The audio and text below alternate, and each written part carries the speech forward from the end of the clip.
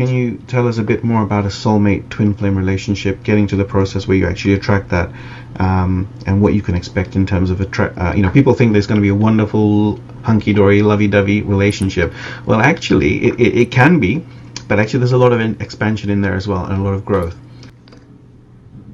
Okay. I'm like, where do I start on this subject?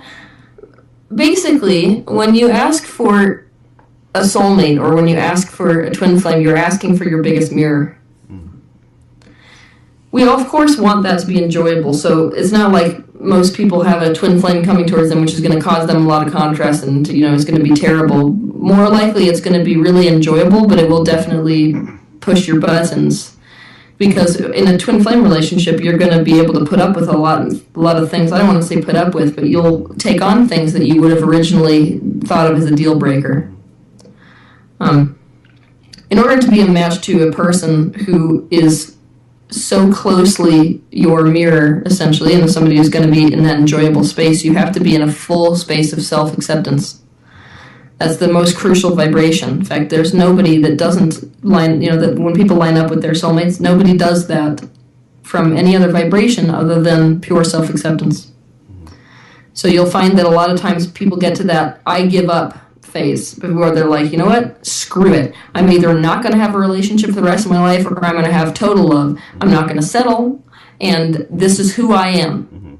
And if this is who I am, I'm going to ask for what I need, I'm going to ask for what I want. And that type of mentality puts us in the vibration where we're now a match to somebody who is going to accept us exactly as we are, which is really what we're talking about with a soul maiden twin flame relationship.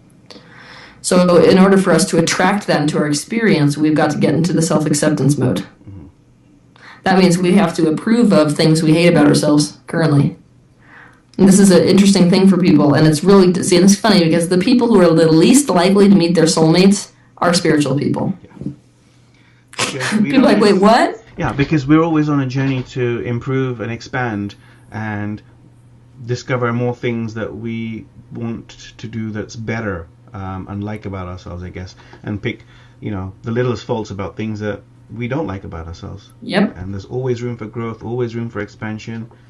Yeah. So which is like saying there's always room for different relationships that aren't my soulmate, because I can't accept myself enough to be a match to that person, which is exactly the vibration that we see from most spiritual self-help types. Boy, have I experienced that. Yeah, so it's like what we've got to do is flip that completely on end and pretend that we're a little more divas than that. And we've got to look at what you've got to pay attention to when it comes to attracting this into your life, or even experiencing a better life, because that's what is going to happen if you start loving yourself. You've got to start looking at the parts of you that you think are you.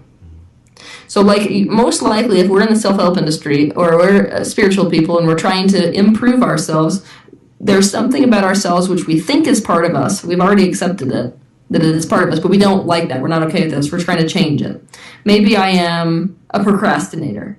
So if I've decided that I'm a procrastinator, that is now a personality trait which I identify with myself. The second you identify with something, you can't make an enemy of it without making an enemy of yourself.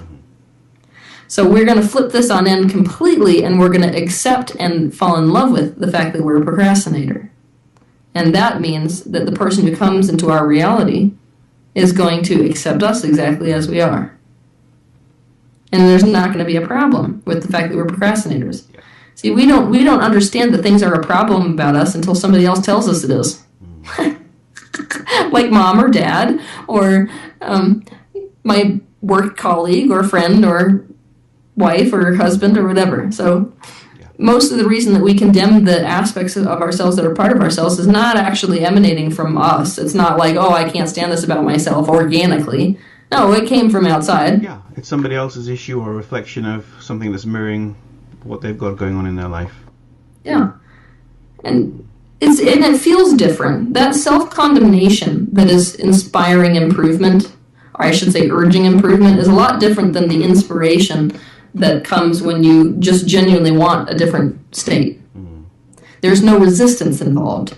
If I just genuinely, let's say I'm a shy person, but I just genuinely want to be in front of the public eye, I won't feel that resistance to my own shyness that you get with people who need self-improvement. Instead, I'm going to sort of just feel inclined in that direction and everything's going to be inspiring me in that direction, I might feel a little bit of fear, but I'm not going to feel that resistance to me and who I innately am.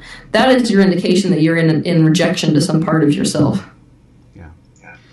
And when you're in rejection to a part of yourself, you often don't attract that twin flame.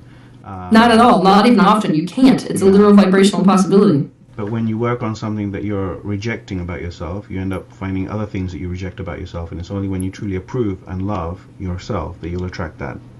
Mm-hmm. You know, through relationship coaching as well, and actually experiences of a lot of my friends, they kind of have this idea that they want this soulmate, but then they kind of give up halfway along the line and just settle for somebody and end up having a relationship, getting married, whatever, and they're not really that happy. So what would you say to people like that? I wouldn't really say hold out, but I'm the kind of person who understands that they're holding out and not being in relationships in order to get to the twin flame relationship is not the way to do it either. Because when you get into relationships along the line, even though they might not be that twin flame relationship, they will tell you more about your vibration. So it's like saying, I don't want to learn, I just want to get to the end step. But that's your learning process to get you to that step. Absolutely, and you have to have a contrast in your life. So when you end up in a relationship that isn't your twin flame, you kind of learn from the contrast of what it is that you do not want and what you don't like, to know what it is that you do want to attract in your life. So you're clear about that, more focused on that. And then the next relationship, you can hopefully kind of attract that.